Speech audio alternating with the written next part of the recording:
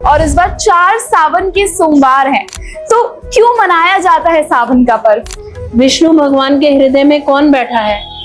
मेरे भोले बाबा। तो इसीलिए भी शिव का ध्यान यहाँ पे बहुत जरूरी हो जाता है। और हम लड़कियां ऐसा क्या करें सोमवार को जो भगवान शिव प्रसन्न हो जाएं? सबसे पहली चीज ईगो छोड़ दे, जेलसी छोड़ दे। तो नंदी जी की आराधना कैसे करें? क्या जरूरी है भगवान शिव को प्रसन्न करने के लिए नंदी जी को पूजना? ये ना हमारे ग्रंथों में आया, शिव महापुराण में खास आया है। ना सम्मान का मुंह ना अपमान कब है, कुछ ऐसे है हमारे महाकाल। नमस्कार, स्वागत है आप सबका वन वर्ल्ड न्यूज पर। आप सभी को सावन के पावन महीने की हार्दिक शुभकामनाएं। सावन का महीना आता है और भगवान शिव के भक्तों के लिए मानो खुशखबरी आ जाती है। ऐसे में आपके मन में ढेरों सवाल उमड़ते हैं कि कैसे महाकाल को, हमारे भोले बाबा को खुश किया जाए, उनको जल चढ़ाने की विधि क्या है और किस सोमवार में क्या खास करना चाहिए। और महिलाओं के मन में सबसे ज्यादा प्रश्न उमड़ते हैं। तो बस सावन के पावन महीने में इन्हीं प्रश्नों का उत्तर देने के लिए मैं आई हूँ आपके साथ अपने स्पेशल शो में। तो मैं बहुत बहुत स्वागत करती हूँ। और मैं अकेले नहीं आई हूँ, मैं अपने साथ लेकर आई हूँ पूनम जी को। पूनम मैम, बहुत बहुत स्वागत है आपका। तो सबसे पहले सावन के महापर्व की आपको भी शुभकामनाएं। आपको भी, सभी दर्शकों को सावन के पर्व की बहुत बहुत शुभकामनाएं। तो चलिए पहले हम भगवान भोलेनाथ का आशीर्वाद लेते हैं, उसके बाद स्टार्ट करते हैं आपके प्रश्नों के उत्तर देना।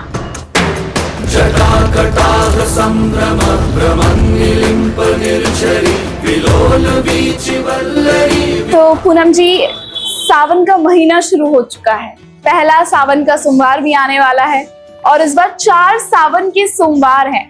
तो क्यों मनाया जाता है सावन का पर्व? क्या विशेष महत्व है इस पर्व का हिंदू धर्म में? सावन का महीना जो आता है वो बहुत भीषण गर्मी के बाद का महीना है। बरसात शुरू हो जाती है और चारों तरफ हरियाली हरियाली हो जाती है। प्रकृति जो माँ भगवती का, माँ पार्वती का ही स्वरूप है, वो चारों ओर खिलखिला के प्रकट होती है। तो भोले बाबा कैसे ना प्रसन्न हो ऐसे में। जब माँ भगवती प्रसन्न है, माँ प्रकृति प्रसन्न है, तो भोले बाबा भी प्रसन्न है। तो इसीलिए सावन का महीना मनाया जाता है। दूसरा, सावन का महीने में जो समुद्र मंथन हुआ था उसमें से विष निकला था, विष शिव जी ने अपने कंठ में धारण किया था, तो वो भी सावन के महीने में ही था। और साथ में गौरा की जो तपस्या थी उसको स्वीकृति, भाई विवाह के कर लूंगा मैं पार्वती से, वो स्वीकृति दी थी, वो भी सावन के महीने में दी थी। तो इसीलिए सावन का महीना बहुत विशेष हो जाता है। गर्मी कम हो जाती है और पूजा पाठ में मन लगता है। तो इसीलिए एक और कारण है, विष्णु भगवान जो हमारे पिता हैं वो योग निद्रा में जाते हैं जी। योग निद्रा सोने नहीं जाते, वो योग निद्रा में जाते हैं, वो साधना में जाते हैं। विष्णु भगवान के हृदय में कौन बैठा है? मेरे भोले बाबा। और जब उनके हृदय में भोले बाबा हैं तो बच्चे जो हैं, विष्णु भगवान की जो संतान है, जो पालन करता है, उनकी संतान है, वो कैसे ना शिव का ध्यान करे। तो इसीलिए भी शिव का ध्यान यहाँ पे बहुत जरूरी हो जाता है जी। अच्छा मैम, एक चीज जो है, शिव बोला जाता है कि शिव जी को प्रसन्न करना बहुत आसान है, क्योंकि शिव जी भोले बाबा है, उनके नाम से ही पता चलता है कि भोलेनाथ है वो। तो ऐसा हमारे भक्त क्या करें जो भगवान शिव को वो खुश कर पाए और अपनी मन की जो इच्छा है वो पूरी हो जाए? वैसे तो हर समस्या के लिए अलग अलग उपाय रहते हैं, लेकिन अगर मैं सौम्य तरीके से देखूं तो मेरे जो भोले बाबा हैं, आशुतोष भगवान कहते हैं, आशुतोष वो जो जल्दी संतुष्ट हो जाए, जल्दी प्रसन्न हो जाए। तो वो भगवान को अगर आप प्रतिदिन जल चढ़ा दें, गंगा जल मिले गंगा जल, नहीं तो जल चढ़ा दें, बेलपत्र चढ़ाएं, काले तिल चढ़ाएं, जौ चढ़ाएं, दूध चढ़ा सकते हैं, दूध भी चढ़ाएं, नहीं चढ़ा सकते तो पानी में थोड़ा सा दूध मिला के वो चढ़ाएं। तो अगर ये चीजें भी आप चढ़ा लेते हैं तो भी भोले बाबा प्रसन्न हो जाएंगे, आपकी बहुत सारी बाधाएं हर लेंगे। अच्छा, तो ये जो विधि आपने बताई है ये पूरे सावन माह करनी है? बिल्कुल, जितना कर सकते हैं उतना करिए। तो आपको अगर भोले बाबा को प्रश्न करना है तो जो मैम उपाय बता रही हैं वो जरूर कीजिएगा, जैसे जैसे मैम ने बताया है। अच्छा मैम, पहला सोमवार कब आ रहा है और उस दिन क्या खास करें? तो पहला सोमवार जो है वो 3 अगस्त का पड़ेगा और उस दिन भोले बाबा को प्रसन्न करने के लिए दूध, भस्म और सफेद फूल, अगर सफेद फूल कहीं से ना मिल सके तो उसके अभाव में अक्षत चढ़ा सकते हैं, वो भी उतना ही काम करेगा। तो ये अगर हम भोले बाबा को चढ़ाते हैं, भोले बाबा बहुत जल्दी प्रसन्न हो जाएंगे, घर में सुख समृद्धि के द्वार खुलेंगे। अच्छा, सावन हर साल आता है, लेकिन इस साल सावन क्या खास लेके आ रहा है और क्या इस साल का मुहूर्त कुछ अलग है सावन के माह में? वैसे तो हर साल ही सावन विशेष होता है, लेकिन इस साल जो है कुछ योग ऐसे बन रहे हैं जो बेहद खास रहते हैं और उसमें अगर पूजा करी जाए तो मनोकामना जो है वो शीघ्र पूरी होती है। इसीलिए भी ये सावन थोड़ा सा और विशेष हो जाता है। अगर मैं कहूँ व्रत रखने की बात, तो व्रत में भी जो लोग व्रत रखेंगे उनको भी कई गुना होके उसका फल मिलेगा। अच्छा मैम, जैसे कि हम सब हैं जो नॉर्मल डेली रूटीन फॉलो करते हैं, ऑफिस जाते हैं, वो पूरे सावन के महीने में जैसे हर सुबह मंदिर उठ के नहीं जा सकते, वो सिर्फ विशेष दिन जाते हैं, जैसे कि सोमवार हो गया या फिर शिवरात्रि वाला सावन का दिन हो गया, उस दिन जा पाते हैं, तीज का दिन हो गया। जो डेली मंदिर नहीं जा सकते वो कैसे घर में ही शिव की आराधना करें? बहुत अच्छा प्रश्न है, क्योंकि अगर किसी के घर में शिवलिंग है तो घर में ही जल चढ़ा सकते हैं हर रोज, 1 मिनट भी नहीं लगेगा। और अगर शिवलिंग घर में नहीं है तो मैं कहूँगी मानसिक पूजा कर लें, है ना। अपने आप बैठे, 1 मिनट का काम रहता है, स्नान करके बैठे और बैठ करके ध्यान करें। आपको जो भी मंदिर अच्छा लगता है, पशुपतिनाथ का मंदिर अच्छा लगता है वहाँ जाएं, काशी विश्वनाथ अच्छा लगता है वहाँ जाएं, महाकाल अच्छा लगता है वहाँ जाएं, अपने मन में वहाँ पहुँच जाएं। अच्छा। लोटे में अपना दूध, जल, गंगा जल, काले तिल, जौ, शहद, दही सब डाल के, और लोटा या तो स्टील का हो, चांदी का, सोच रहे हैं, हम इमेजिन कर रहे हैं सोने के लोटे में डालें ये सब, तो सोने के लोटे में ये डाल करके और इमेजिन करें कि आप अपने मन पसंदीदा भवन में पहुंच गए हैं, वहाँ सामने नंदी जी विराजमान हैं और नंदी जी के कान में 5 बार नमः शिवाय बोलें और उनसे प्रार्थना करें कि भोले बाबा तक आपकी विनती पहुंचा दें। और फिर जाकर के भोले बाबा पे जल चढ़ाएं। और जब जल चढ़ाएं तो सबसे पहले गणेश जी का स्थान जो जलेहरी पे होता है, जहाँ से पानी गिरता है उसके अपोजिट साइड में आपको खड़ा होना है। जैसे ये साइड है, यहाँ पे खड़ा होना है और गणेश जी का स्थान ये रहता है, तो यहाँ पहले, फिर दूसरे नंबर पे कार्तिकेय जी का स्थान, तीसरे नंबर पे अशोक सुंदरी का स्थान, फिर माँ गौरी का स्थान, और ऐसे करके ऊपर फिर शिवलिंग पे जल चढ़ाएं। और जल चढ़ा के सबसे ऊपर वो मटकी रहती है उसमें जल चढ़ाएं। तो ऐसे जल चढ़ाएंगे और साथ साथ नमः शिवाय करते जाएं। अगर आपको कोई मंत्र नहीं आता और मंत्र आता है, कोई कुछ आता है, या ऑडियो कोई लगा लें, रिलीजियस ऑडियो, शिव जी का कोई स्तुति लगा लें, वो पीछे बैकग्राउंड में चलता रहेगा और आप ये अपनी पूजा करते रहेंगे।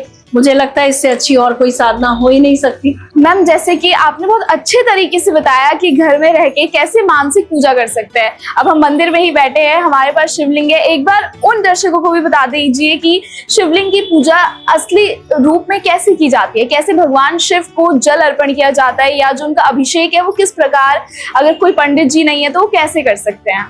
तो आइए, जो मेरा प्रश्न था कि हम शिव जी का जल अभिषेक कैसे कर सकते हैं, मैम उसे बिल्कुल प्रैक्टिकली आपको अपने अनुभव से साझा करेंगी कि कैसे चढ़ा सकते हैं। जी। तो जैसे ये शिवलिंग है, सामने जहाँ से पानी गिर रहा है वो जलेहरी बोलते हैं उसको, तो जलेहरी आपके अपोजिट साइड में होनी चाहिए। आप यहाँ खड़े हो, क्योंकि जलेहरी का मुंह हमेशा नॉर्थ की तरफ होता है, तो नॉर्थ की तरफ फेसिंग होने चाहिए आप, है ना। तो जब हम जल चढ़ाएंगे तो सबसे पहला गणेश जी का स्थान ये थोड़ा सा यहाँ, फिर ये कार्तिकेय जी का स्थान,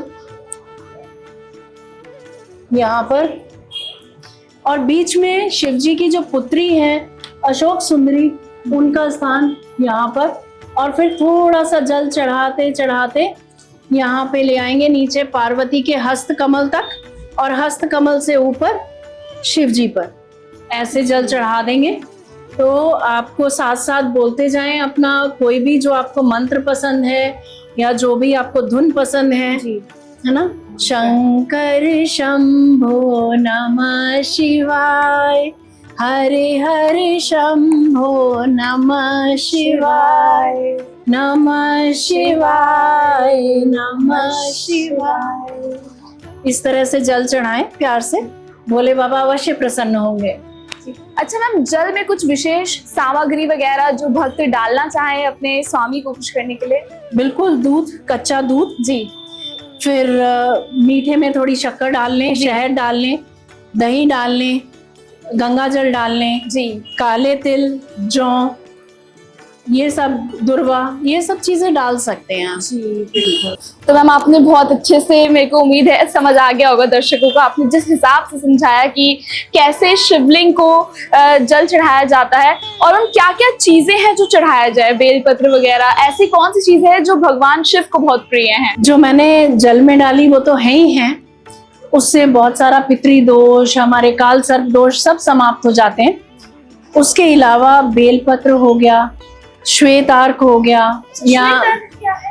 सफेद आंकड़े का फूल, अच्छा, आंकड़े के दूसरे फूल भी होते हैं लाल वाले, वो हो गया, और धतूरा हो गया, तो भांग हो गई। इस तरह से आप ये सारे चीजें चढ़ा सकते हैं, तो भोले बाबा बहुत प्रसन्न होते हैं। और सोमवार के दिन खास तौर पे पार्वती माँ का श्रृंगार करना ना भूलें, उनको पूरा बिंदी, टीका, चूड़ी, चुन्नी, आलता, काजल सब चढ़ाएं, और चढ़ा करके माता पार्वती का और भोले बाबा का गठबंधन करें। 7 बार कलावा जो होता है उनके चारों तरफ बांधे, दोनों को मिलाकर शिवलिंग से पार्वती तक, और अपने मन की बात बोलें कि आपको कैसा वर चाहिए, क्या चाहिए, जो भी कन्याएं हैं तो वो अगर मांगते हैं तो भी, या आपके बच्चे, पुत्री की शादी नहीं हो रही है, बच्चे को कोई घर में कोई विशेष वो है, आपस में दाम्पत्य सुख नहीं है पूरा, उसके लिए भी आप मांग सकते हैं, तो यही उपाय रहेगा। अच्छा मैम, जैसे आपने बेटियों की बात की है, तो ऐसा बोला जाता है, मैं भी घर में हमेशा सुनती हूँ कि भगवान शिव जैसा पति चाहिए, अच्छा भोले बाबा जैसा चाहिए, तो 16 सोमवार की व्रत रखो, सावन में शिव जी की पूजा करो। कितनी सच्चाई है इस बात में? क्या मिल जाता है जीवन साथी? बिल्कुल मिलता है, हाँ, पर ये सोच लेना चाहिए कि 16 सोमवार रख रहे हैं, और सावन के महीने से ही हम शुरू करते हैं 16 सोमवार के व्रत, और ये चौमासे तक चलते हैं पूरे, है ना। तो उसमें purity of thought, word and action तीनों रहना चाहिए।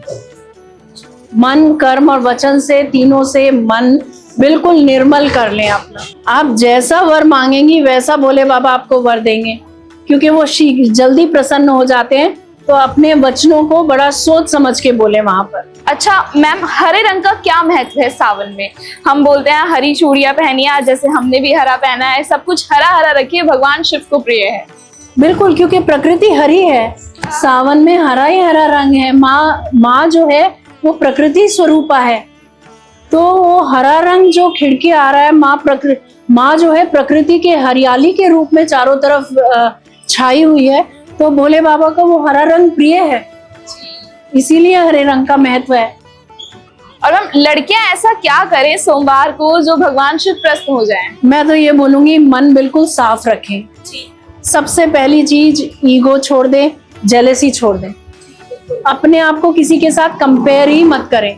आपकी यात्रा रहेगी, है ना। सती से पार्वती की यात्रा है, उसको उसी ढंग से लेके चलें। अच्छा मैम, जैसे कि सुहागनों के लिए भी सावन का महीना बहुत शुभ माना गया है, इसी बीच में आती है तीज। आखिर तीज क्यों मनाई जाती है सावन के बीचों बीच? और सुहागनों इसमें व्रत भी रखती है, अच्छे से पूजा पाठ भी करती है, मतलब जैसे करवा चौथ में सजती संवरती है, वैसे ही सावन की तीज में सुहागनी सजती है। 16 श्रृंगार का दिन है। तीज एक बहुत बड़ा त्योहार है। तृतीया तिथि जो है वो जया तिथि कहते हैं उसको। उसमें किया गया काम जो भी हम करते हैं वो विजय दिलाता है, इसीलिए जया तिथि, तृतीया तिथि का महत्व बढ़ जाता है। और इस तिथि की अधिष्ठात्री देवी जो है माँ गौरी है। गौरी जो है शिव जी की अर्धांगिनी है, तो उनको अगर आप सुहाग चढ़ाते हैं, सुहाग का सारा सामान, चूड़ी, बिंदी, है ना, पायल, बिछिए, जो मन में आए, सुहाग का जो भावना है, श्रद्धा भावना है, नहीं तो मानसिक चढ़ा दें। कई बार नहीं भी इतना सोर्सेस होते हैं कि हम इतना सारा चढ़ा सकें, तो मानसिक चढ़ा दें, कोई ऐसी बात नहीं है। उनको मंगलसूत्र चढ़ाए, सब कुछ चढ़ाए। अच्छा, ये सब कुंवारी कन्याएं कर सकती हैं सर सुहागन? कर सकती हैं, बिल्कुल कर सकती हैं। उनके लिए भी अच्छे वर की प्राप्ति होगी, क्योंकि भोले बाबा का आशीर्वाद तो साथ रहेगा ही।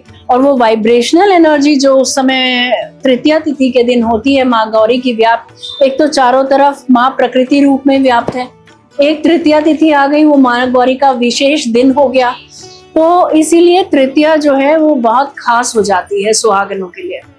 अच्छा मैम, सावन में शिवरात्रि भी आती है, तो वो शिवरात्रि में कैसे भगवान जी को प्रसन्न करें और सावन की शिवरात्रि क्यों मनाई जाती है? इस सावन की शिवरात्रि में माँ पार्वती जी ने जो तपस्या की थी ना, पहले खाना छोड़ा था, फिर फलाहार पे आई थी, फिर फलाहार छोड़ के जल पे आई थी, फिर जल भी छोड़ दिया था तो सूखे पत्ते खाए थे, सूखे पत्ते भी छोड़ करके कभी एक आधा बेलपत्र ले लिया, नहीं तो वो भी छोड़ दिया। फिर हवा पे कितने वर्षों तक उन्होंने तपस्या करी। तो सावन का महीना ही था जब हमारे आशुतोष भगवान जो हैं, भोले बाबा जो हैं, वो प्रसन्न हुए और उनसे विवाह करने को राजी हो गए। इसीलिए ये वाली शिवरात्रि मनाई जाती है, उसी दिन ये हुआ था। अच्छा मैम, जैसे कुछ लोग होते हैं जो फास्टिंग नहीं कर पाते हैं, प्रेग्नेंट लेडीज हो गई या कुछ बुजुर्ग हो गए, तो वो कैसे भगवान शिव को खुश करें? मानसिक पूजा से। अच्छा, जो लोग नेचुरल पूजा कर सकते हैं वो नेचुरल तो पूजा कर सकते हैं, व्रत नहीं रखे। बहुत लोग हैं, रोगी को, बालकों को, गर्भवती महिलाओं को ये सब माफ है कि व्रत नहीं रखे तो चलता है। अच्छा, आपके हिसाब से सावन को किस तरीके से मनाना चाहिए और सावन में क्या क्या काम नहीं करने चाहिए भक्तों को? सावन ना एक पवित्र महीना है और इसमें मांस, मदिरा सब छोड़ देना चाहिए। और क्योंकि मेरे जो हमारे पिता हैं विष्णु भगवान हैं, योग निद्रा में हैं और हम उनके बच्चे हैं, तो जैसा पिता करते हैं वैसे ही उनकी संतान भी उनका अनुसरण करती है। तो हमें भी ज्यादा से ज्यादा भोले बाबा का नाम जपना चाहिए, है ना। और जितना हम कर सकते हैं सेवा से, साधना से, संकीर्तन से, उतना तप कर लेना चाहिए। जितना संभव हो, जितना मन में आए, मन बिल्कुल निर्मल रखे, बस ये सोच लें कि मैं हूँ और भोले बाबा हैं, बीच में कोई नहीं है। क्योंकि यात्रा हमारी है, आगे सारा टाइम ये रिश्तेदार, ये फ्रेंड्स नहीं रहेंगे, हमें आगे जाके अकेले ही वो यात्रा ऊपर तक की पूरी करनी है। तो उसमें सिर्फ हमारे भोले बाबा या विष्णु भगवान, जिनको भी आप इष्ट मानते हैं, वो हाथ पकड़ेंगे। तो उनकी जितनी ज्यादा हो सके उतनी पूजा कर लें, ये बहुत बड़ी बात होती है।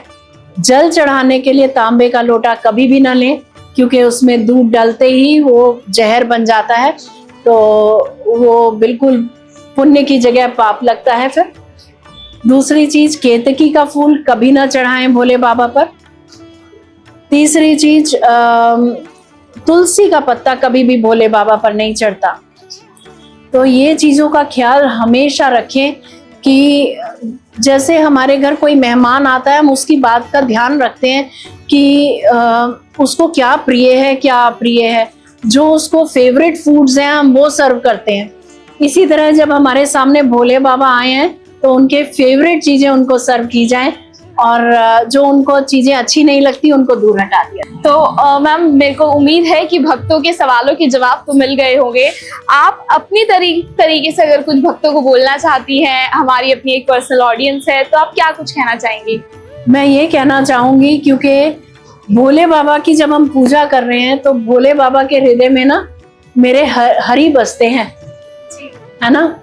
तो एक चक्कर वृंदावन भी लगाया है, जहाँ पे राधा कृष्ण झूला झूलते हैं सावन में, है ना। और ये महीना केवल भोले बाबा नहीं, राधा कृष्ण की लीला का भी बहुत बड़ा महीना है, तो उनको नहीं भूले।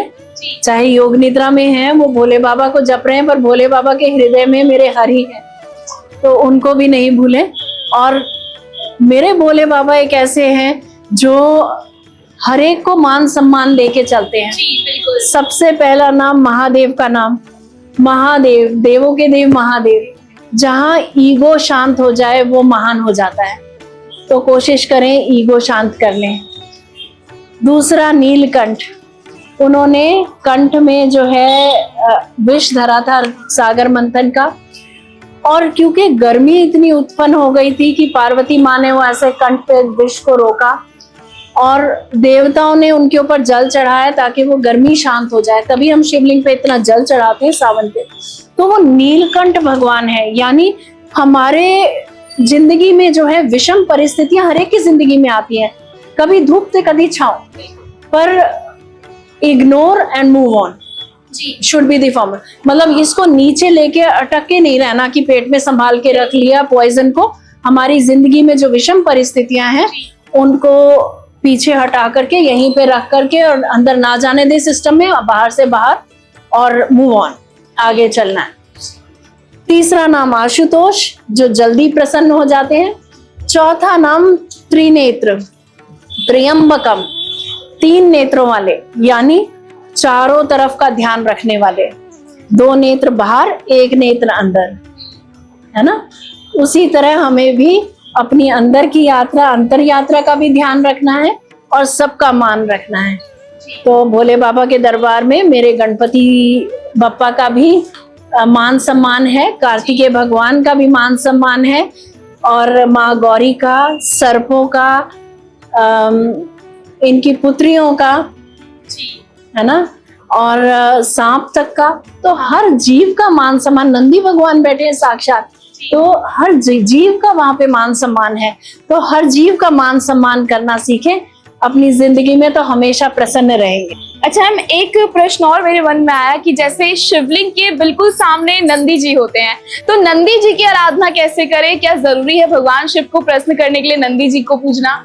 ये ना हमारे ग्रंथों में आया, शिव महापुराण में खास आया है कि अगर शिव जी कोई बात नहीं सुन रहे हैं, बहुत टाइम से आप प्रार्थना कर करके थक गए हैं, तो एक बार नंदी के कान में बोल के देखें कि नंदी जी मेरी बात शिव जी तक पहुंचाएं, और वो बात नंदी के कान में कहें, अगले दिन सुबह तक आपकी बात शिव जी तक पहुंच जाएगी, है ना। तो नंदी भगवान भी जो हैं, नंदी जी जो भी हैं, वो शिव स्वरूप हो चुके हैं उनके साथ रह रहे के। उनको भी उतना ही ज्ञान हो गया है।